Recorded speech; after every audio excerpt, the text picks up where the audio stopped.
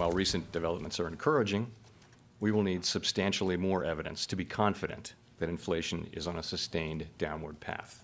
This week, Jerome Powell announcing the Federal Reserve's 8th hike in its key interest rate since March. And Wednesday's hike was 0.25%. That's a far cry from the 4 straight jumps of 0.75% that the Fed made between May and November of last year. The Fed's latest move, though smaller than in the past, will likely further raise the costs of many consumer and business loans and the risk of a recession.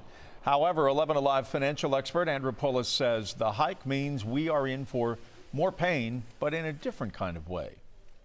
Last year, we've all been hoping that, the Fed doesn't kill off the economy completely with all these rate hikes. Now we're hoping that, we don't get laid off and we can afford to put food on the table without being the next victim or the next statistic, with bankruptcy or foreclosures that eventually we'll probably see coming.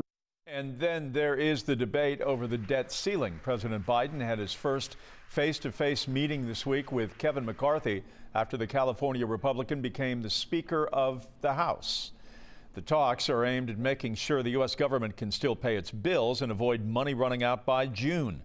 Polis says the longer both sides remain in limbo, the worse that people will be.